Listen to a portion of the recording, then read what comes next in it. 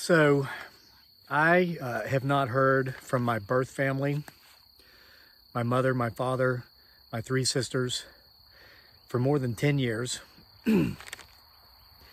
I've not heard from my 3 now adult children from my first marriage in more than 10 years. This week, I heard from both.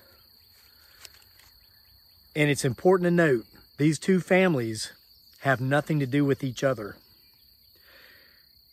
This was not orchestrated by them. It was orchestrated by him.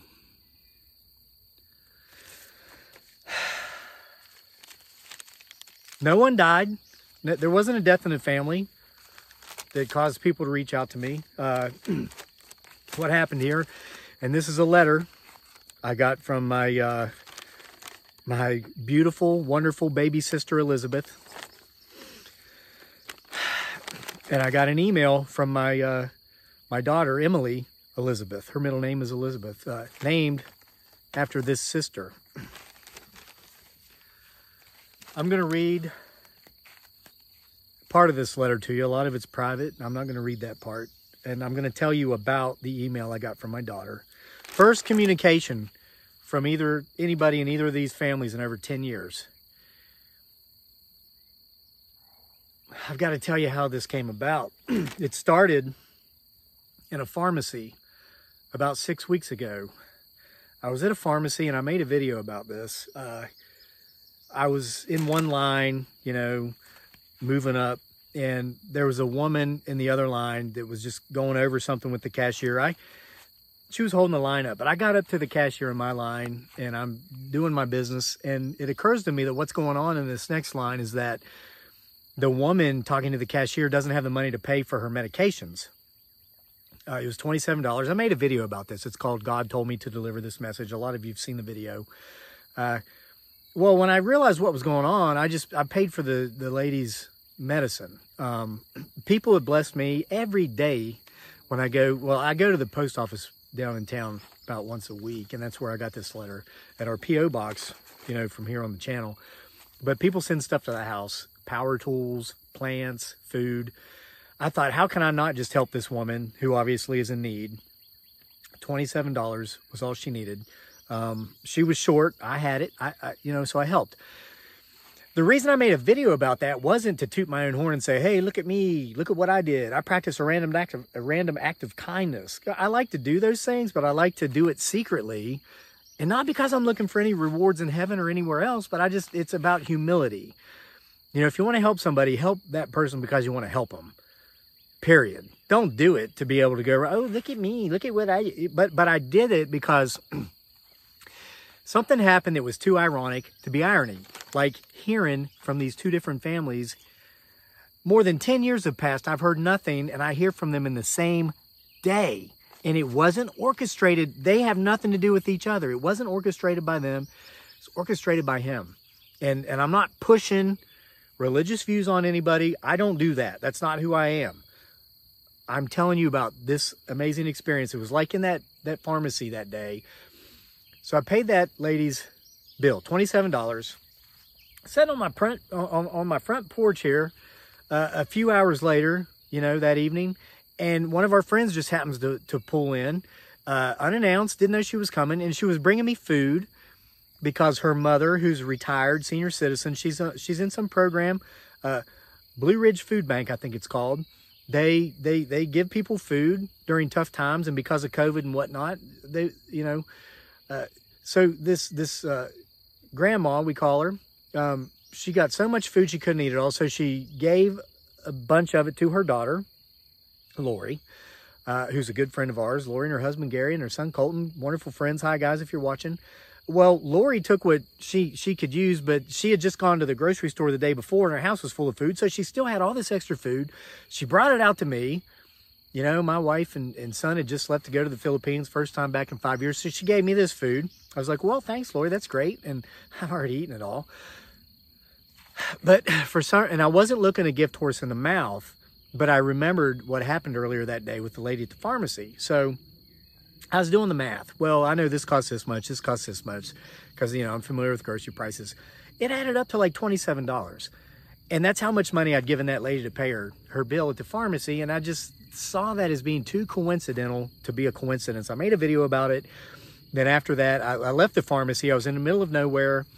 And the only radio stations that would play were these God stations, church stuff. And there was a preacher on there who was talking about how the importance of just helping people. Period. Not helping people,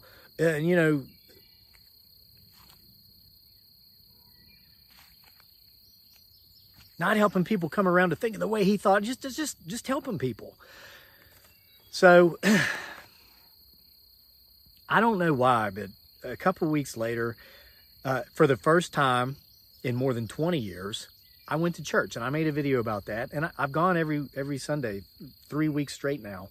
And these are not the kinds of things I talk about on this channel. That's why I haven't, I went to church again.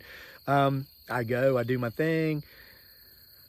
I went that first week. I went to a place that my doctor at the VA goes to. He invited me a couple of years ago when I had a doctor's appointment. I was like, mom was a Catholic, father was a Baptist. I got the joy of being both during my childhood, and just the contradictions going back and forth between the two ideologies. I was confused. And so I kind of, kicked church to the wayside years ago, and I never thought I'd ever go back, but I ended up going, and nothing against Catholics or Baptists. My point of that was not, you will never catch this guy bashing any religion, okay? That's not who I am. That was just my situation growing up. So I go to this church, and the guy, the preacher man, he was great. He was awesome. I liked what he was saying. Guy's got like a PhD in theology from Princeton. Wow, man, that's impressive. But he was really, I refer to him as a good splainer, because he's good at splaining stuff. And I learned something. I didn't really feel the warm and tingly type stuff, but I learned that like for the whole entire first 100 years of Christianity, the first century of Christianity, the terms Christianity and Christian weren't even used. Basically, for that first century of Christianity, the Christians were the people of Jewish faith. They were Jews. The difference being that, those that would come to be called Christians believed that Jesus was the Messiah rather than just a prophet. And he was talking about the 613, I hope I'm getting this right, the 613 original laws in the Old Testament. And I was like, wow, I learned something from this guy. I think I'm going to come back next week. And so I did. I ended up going back the following Sunday. And that Sunday he was talking about faith and faith works and works of faith and all this stuff about faith. And I'm not even going to try to splain what he splained, because there's no way I could splain as good as this guy splained. He's an excellent splainer. He's charismatic, but he's not over the top. It's none of this righteous gemstone stuff like you see on Amazon original series. That's a good series, isn't it? I love that actor. What's his name? Danny McBride. He's one of my favorite actors. That guy just cracks me up. Definitely not safe for church material, Danny McBride. Good old Southern boy from down in North Carolina. So anyway, I go back, he's talking about faith. And I said, I can really get into this because I have a lot of faith. I have a lot of faith. I am here because of faith and work. Work faith, work hard, believe in your dreams, write your books. 15 years ago, nobody's reading them. I was going to libraries to donate them and they wouldn't accept them. True story. True story. But hey, just keep working hard, get better at it, and have faith. Just keep the faith, like Bon Jovi sang. Or Billy Joel, they both sang about that. Both good songs. So that's what this guy's talking about, right? And then he says something that really struck me. He said, he says the problem with faith is that too many people have faith in faith. They're putting their faith in faith. Well, I'm like, well, yeah, isn't that what faith's about? You need to splain this, preacher man. You better start that excellent splaining that you did last week that got me back in here this week. So he did it. And he simply said, and again, I'm not pushing my views. I'm not trying to change anybody's faith. He says, stop putting your faith in faith and put your faith in Jesus. Put your faith in Jesus Christ. And he starts talking about prayer, and I pray all the time. When I'm running in the mornings, mountain biking, mowing the grass, which I did today with my totally awesome new zero-turn mower that turned a nearly 4-hour job into a 1 hour and 45-minute job. I pray. If I'm in the truck by myself, if my family's not with me, I pray. And it's mostly about giving thanks, being grateful, not about asking for stuff. It's about being grateful for what I already have. I learned years ago, if you can focus on being grateful for what it is that you have, you won't think much about all these things you think you need. And so it's just, but he's talking about prayer, and he says, you got to go to God through his son, Jesus Christ. You got to pray to God through Jesus. Say, hey, God, I come to you through the name of your son, Jesus Christ. And I'm like, well, I don't do that. Have I been praying wrong all these years? I don't know. So that's what he says. And he's talking about faith in Jesus, not faith in faith.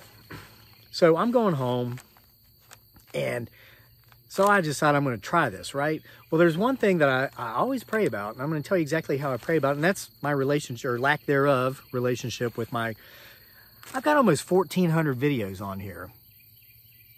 A lot of you have watched almost all of them. You ever notice I never talk about my childhood?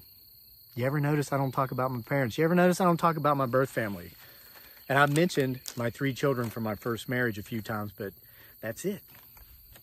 Yeah, it's intentional. But I pray about it every day. Both families, both situations. And my prayer is, God, but now I say, I come to you in the name of your son, Jesus. I just pray that you will be with this situation. I don't ask for how I want it to end. I don't say, oh, have them come back to me, have them come back to me. Just your will, not mine, in regard to this situation. So I was coming home last Sunday, and I'm doing that prayer.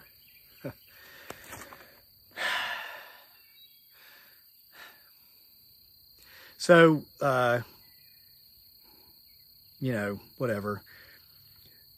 Earlier this week, yeah, I went back last Sunday too, and I've been practicing like praying like this. And I go to the post office a few days ago, like I do once a week, and I had a letter, a handwritten letter from my baby sister Elizabeth. She's 8 years younger than me, who I've not heard of for more than 10 years. And I'm going to read you part of this letter, not all of it, just part of it.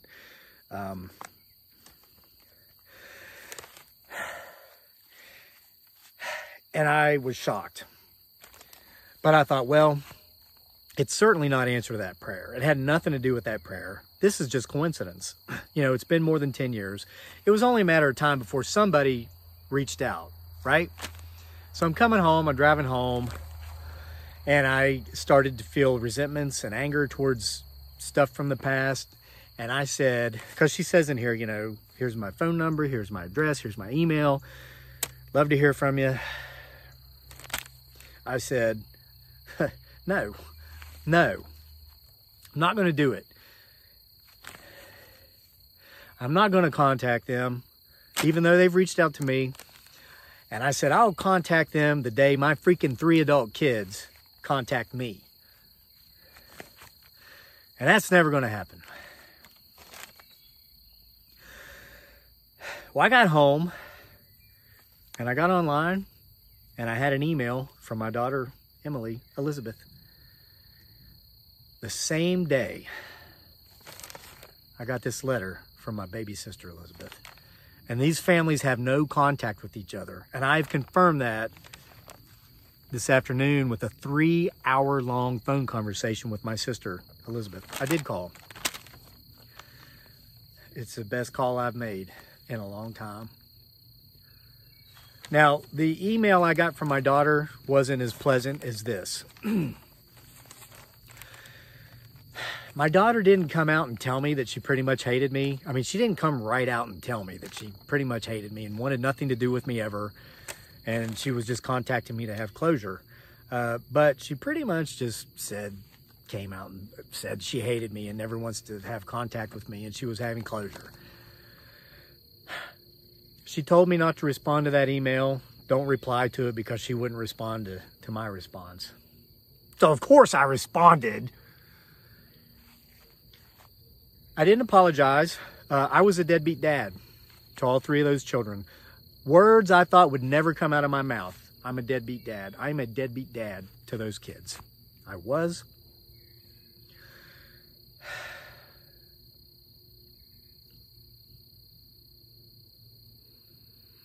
I didn't apologize because what she wrote, what she said in that email, though not very pretty, she said beautifully. If my daughter ever pursues a career in writing, people will forget the name Stephen King.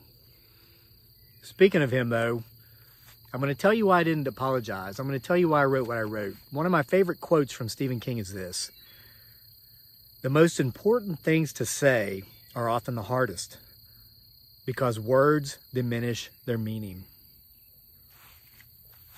If I would apologize for being the piece of crap that I was to them and to their mother, it would have diminished everything that she said so beautifully in that email. So what I said was this, and I have it memorized because I wrote it and erased it a million times before I finally hit send. It took me 24 hours to respond. I said, "I was given the opportunity to be a good husband to your mother, and I was given an opportunity to be a good father to you and your sister and your brother. I chose not to be a good husband to your mother, and I chose not to be a good father to you and your sister and your brother. If I were given the same situation today, if I found myself in a similar situation today, I would make different choices. Kevin." Signed it Kevin. Didn't sign it Dad, didn't sign it Daddy, didn't sign it your father, because you know what? I'm none of those things to her. I'm some guy named Kevin. Rightly so.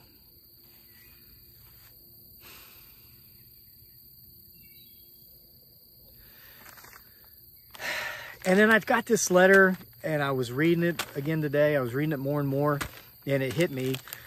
You know what my daughter did? She motivated me. She showed me a courage and a strength that I don't possess myself.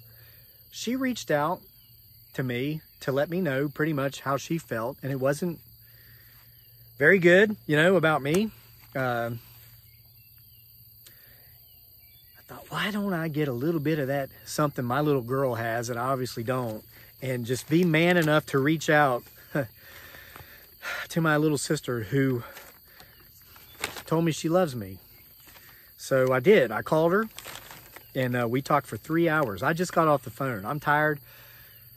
I don't know if I've ever talked to anybody for 3 hours on the telephone in my life, but I want to read part of this to you.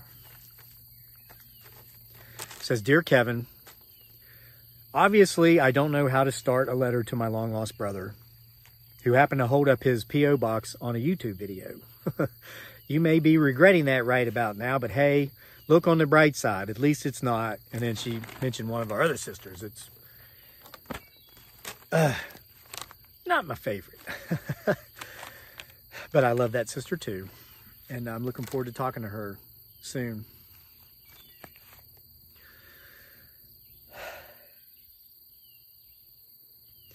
"I just want you to know you got something wrong in your Bigfoot book. So not only does my baby sister watch every video that I make, and I confirm this when I talk, she reads my books. No one wrote you off for dead, and you've never given anyone a reason to do that. We love you and miss you." It's funny. Maybe, and she mentions this other sister had a theory that I was secretly talking to my mom every day. She said, maybe that's true, but it's not. And she says, if it's not, please know they'd love to hear from you, my parents. Dad chokes up when we talk about you, and we talk about you every time we talk. But this isn't a guilt trip letter, so enough of that. It's a fan letter. Hey, I know a lot of you consider yourselves my biggest fans, and I've considered a lot of you my biggest fans. And this isn't to diminish any of that, but this is I've got a new biggest fan. I'm a fan. I'm now the biggest fan of this fan. It's a fan letter. I'm glad I found your channel, and I feel like I'm hiding you from the family. I'll keep it hidden. More or less, I showed Mom when I found it, but I don't think they can work the internet without millennial supervision. I'm glad you're still chasing Bigfoot. I remember the first time you saw him. Or her, or it, or they. I was 8 years old, and you had been camping. She said where I was camping, so I would have been 16. You said he was 5 feet tall, smelled like a foul combination of bodily fluids, and he had eyes of 2 different colors. That was over 30 years ago, and you made a lifelong believer of me. And then she goes on to give me an update about how the family's doing. Last paragraph, here's my phone number, here's my address, here's my email address. You can call or text. I'd love to meet Dearly and Daniel. She's got a daughter our son's age. It'd be great if they could meet.